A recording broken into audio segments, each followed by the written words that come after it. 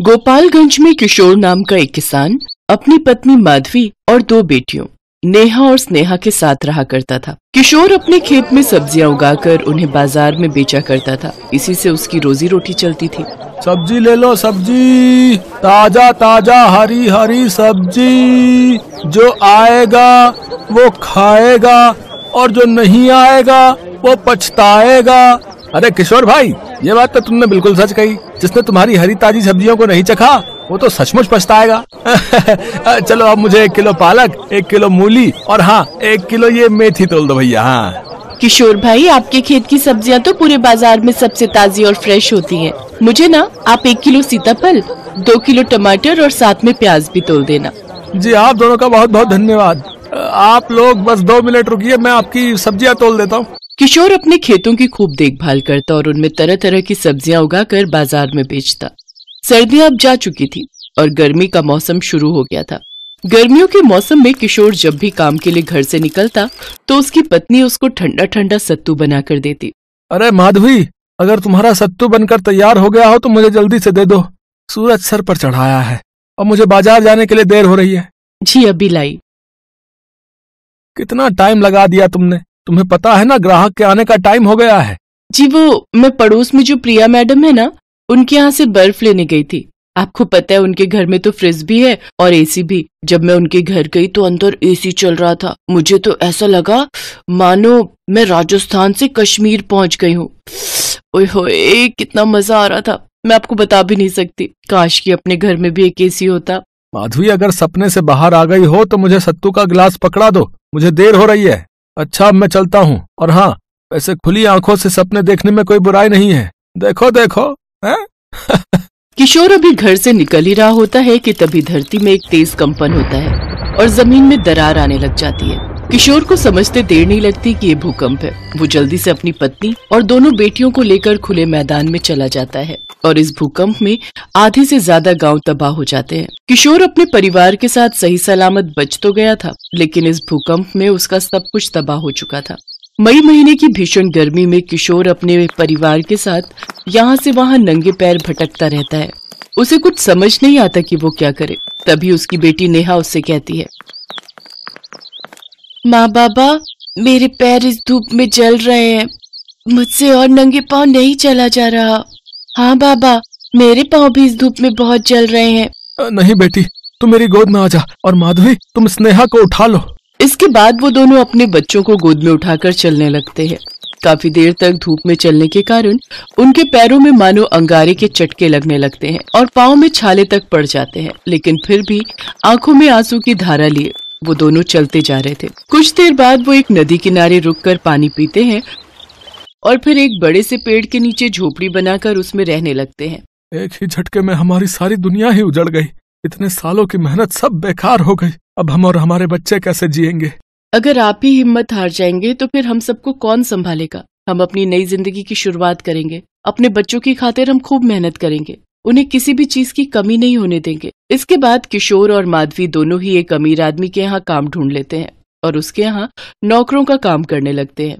उस अमीर आदमी का नाम सेठ राजपाल होता है और वो अपनी पत्नी नयनतारा और बेटे रोहन के साथ रहता था। उनका एक बड़ा सा बंगला था जिसमें जरूरत की हर एक चीज मौजूद थी। घर में 8 कमरे थे और सभी में एसी लगा हुआ था। यहाँ तक उनकी रसोई में भी एसी लगा हुआ था। किशोर उनके घर में साफ सफाई का काम किया करता था, जबकि माधवी उनके लिए खाना बनाया करती थी। एक रोज नेहा और स्नेहा भी अपने माता पिता के साथ सेठ जी के बंगले पर आती हैं। तभी वो दोनों रोहन के कमरे के बाहर खड़े होकर चुपके से देखती हैं। रोहन, ये लो बेटा, ये रही आपकी आइसक्रीम, कोल्ड ड्रिंक और ये पिज्जा। अब आप आराम से बैठकर टीवी देखो। और ये लो, अब मैंने एसी भी ऑन कर दिया। और हाँ, इन सब के बाद आपको स्टडी भी करनी है। Okay, do you understand? Okay mom, मैं सब समझ गया। आप बार बार मुझे एक ही बात मत बोला करो। मैं कोई दूध पीता बच्चा नहीं हूँ। ओके बाबा। अच्छा, अब एसी ऑन है, अब ज्यादा ठंड लगे तो इसे बंद कर देना। Okay okay mom. इसके बाद नयनतारा वहाँ से चली जाती है। उस कमरे से ठंडी ठंडी हवा बाहर भी आ रही थी, जिसका आनंद नेहा और स्नेहा ले रहे थे। वाह यार स्नेहा, कि रोहन तो कितना भाग्यशाली है, इसके कमरे में तो एसी लगा हुआ है। हाँ नेहा, काश हम भी एसी में रह पाते। तभी रोहन की नजर उन दोनों पर जाती है और वो चिल्लाते हुए कहता है, तुम गरीब फटीचर लोग यहाँ मेरे कमरे के बाहर खड़े होकर मुफ्त में एसी की हवा खा रहे हो, चलो निकल जाओ यहाँ से।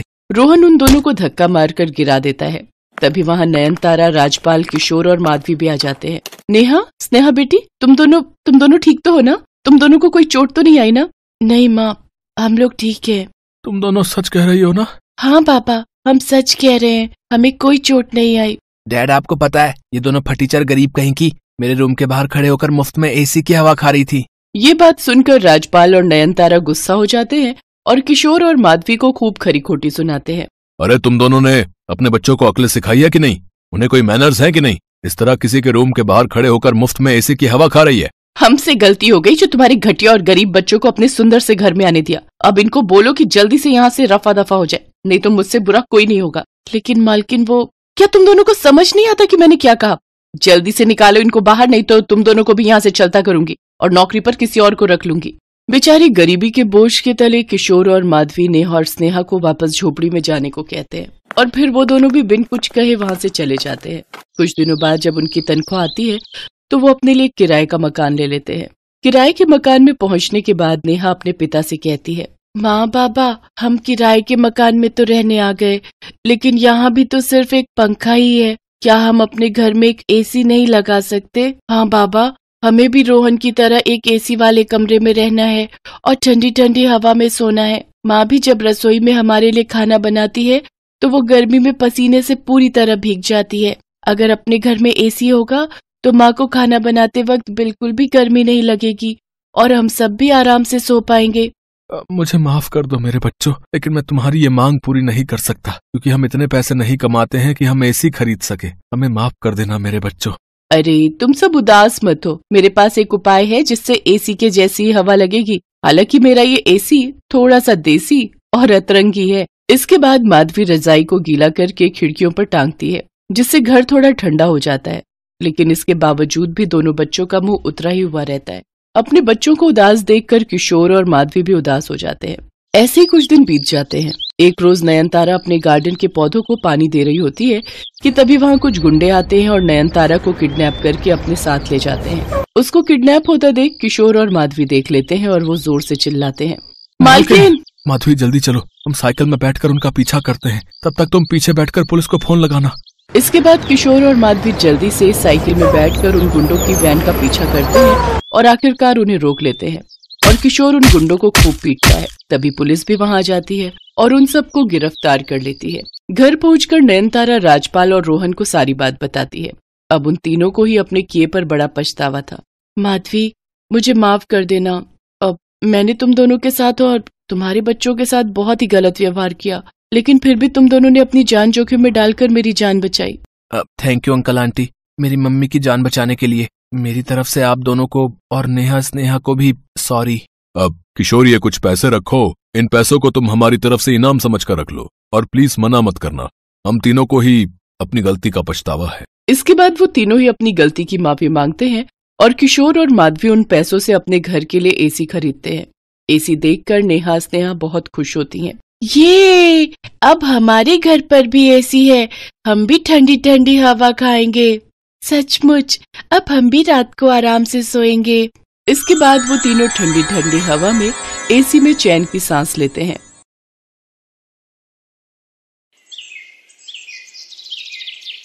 भीखू और उसकी पत्नी ममता का एक छोटा बेटा था। भीखू और ममता सड़कों पर सामान बेचकर गुजारा करते थे और वहीं फुटपाथ पर एक छोटी सी झुग्गी में रहकर गुजारा कर रहे थे। ममता दोबारा गर्भवती थी, इसलिए वो झुग्गी के आसपास ही रुकने वाले वाहन के लोगों को सामान बेचती थी। एक दिन ममता पुल वाली लाल बत्ती काफी देर तक रहती है, इस वजह से वहां भीड़ भी काफी रहती है। मैं सोच रहा हूँ आज थोड़ी देर वहीं सामान बेचकर आ जाता हूँ। इतनी भीड़ में ध्यान से जाना, लाल बत्ती खत्म होते ही गाड़ियां रफ्तार से दौड़ती हैं। भीखू पुल के नीचे सामान बेचने चला जाता है। ले लीजिए भैया, ये खिलौना आपके बच्चे के लिए, ये गुब्बारा ले लो भैया। हाँ हेलो, ये गुड़िया कितने की दी? 20 रुपए की है साहब। 20 रुपए? 10 रुपए की लगा ले, दे रहा है तो। इतनी देर में लाल बत्ती का सिग्नल खत्म हो जाता है। ले लो साहब, आप 10 रुपए ही दे दो। भीखू 10 रुपए लेकर जैसे ही गाड़ी वाले को गुड़िया पकड़ाकर पलटता है, एक गाड़ी उसे धक्का मार देती है। जैसे ही भीखू नीचे गिरता है, एक और गाड़ी उसे कुचल देती है। भीखू वहीं मर जाता है। भीखू के साथ एक और व्यक्ति जो सामान बेचता था, वो ये दुर्घटना देख लेता है और ममता को बताता है, नहीं, ये नहीं हो सकता। मैं किसके सहारे जीऊंगी? आप मुझे क्यों छोड़ गए सूरज के बापू? बापू आप कहाँ चले गए? बोलो बापू।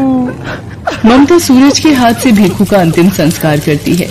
भीखू के देहांत के बाद ममता बिल्कुल अकेली हो गई थी। एक दिन ममता बेटे सूरज और गोद की बच्ची को लेकर दिन भर सड़कों पर गुब्बारे बेचती थी।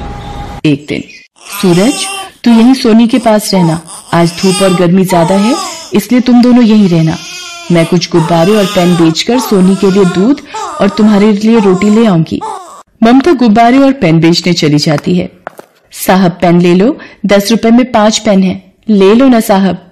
ले लो बीबी जी, ये गुब्बारा ले लो, आप खरीद लोगी तो मैं बच्चों के लिए कुछ खाने को ले जाऊंगी। ममता बड़ी मुश्किल से कुछ गुब्बारे बेच पाती है और थोड़ा दूध और रोटी बच्चों के लिए खरीद कर लाती है। तभी एक महिला ममता के पास आती है।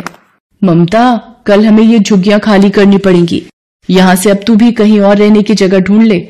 मैंने तो एक बस्ती में 100 रुपए किराए पर एक झुग्गी ले ली है, बस तुझे ही खबर देने आई थी। हे भगवान, अब अपने दोनों बच्चों को लेकर कहाँ जाऊंगी? अपने बच्चों के रहने के लिए मुझ गरीब का घर कहाँ से लाऊंगी? ममता अपने बच्चों को लेकर एक दुकान के बाहर बैठ जाती है। तभी सामने एक ऑटो रिक्शा पलट जाता है और एक महिला ऑटो रिक्शा से गिर जाती है। ममता भागती हुई महिला के पास जाती है। ओ भैया, कैसे ऑटो रिक्शा चला रहा था? देखकर नहीं चला जाता? जल्दी इन्हें हॉस्पिटल लेकर चलो। ममता उस महिला को संभाले बच्चों के साथ हॉस्पिटल पहुंचती है। ऑटो वाला ममता और उस महिला को अपने ऑटो से उतार कर भाग जाता है। सूरज, जा जल्दी से उन भैया को बुला कर ला, वो माँ जी को अंदर ले जाएंगे। डॉक्टर उस महिला को देखता है। देखिए, इनकी रीढ़ की हड्डी टूट गई है, तो अब इनको कंप्लीट बेड रेस्ट की आवश्यकता है। इनके घर से जो भी सदस्य हैं उन्हें आप बुला लीजिए। डॉक्टर, मैं नहीं जानती ये कौन है। इनका एक्सीडेंट हुआ तो मैं इन्हें यहाँ ले आई। डॉक्टर, इन्हें कब तक होश आ जाएगा? तभी ये अपने बारे में बता पाएंगे। 1 से 2 घंटे में इन्हें होश आ जाएगा। लगभग 2 घंटे बाद उस महिला को होश आता है और वो अपने बारे में बताती है। मेरा नाम राज रानी है। पता नहीं उस ऑटो रिक्शा वाले ने कैसे चलाया कि अचानक से ठोकर लगी और ऑटो पलट गया। उसके बाद मुझे धुंधला सा याद है कि तुमने मुझे उठाया था और ऑटो में बिठाया। तुम्हारा बहुत बहुत शुक्रिया बेटी, जो तुम मुझे यहाँ ले आई। माँ जी, आपकी रीढ़ की हड्डी में फ्रैक्चर हुआ है, इसीलिए आपको घर ले जाने के लिए एम्बुलेंस की व्यवस्था करनी होगी। बेटी, मेरे पति अपने बिजनेस के काम से दूसरे शहर गए हुए हैं, मेरी एक सहायता करो। एम्बुलेंस में मेरे घर तक पहुंचने में मेरी मदद कर दो। डॉक्टर, मैं बिल अकाउंट से भर दूंगी, आप एक एम्बुलेंस की व्यवस्था करा दीजिए। माँ जी, आप बिल्कुल भी चिंता मत करिए, मैं आपके साथ ही चलूंगी। ममता राज रानी को एम्बुलेंस में घर तक लेकर आती है। राज रानी को उस वक्त एक सहारे की बहुत जरूरत थी, जो ममता के रूप में उन्हें मिला था। घर पहुंचकर राज रानी अपने पति महेंद्र नाथ को फोन पर सारी बात बताती है। ममता, मैंने अपने पति को फोन कर दिया है, वो कल सुबह ही वापस आ रहे हैं। क्या तुम कल सुबह तक मेरे पास रह सकती हो? ममता राज रानी की बातों को सुनकर रोने लगती है। क्या हुआ ममता, तुम अचानक रोने क्यों लगी?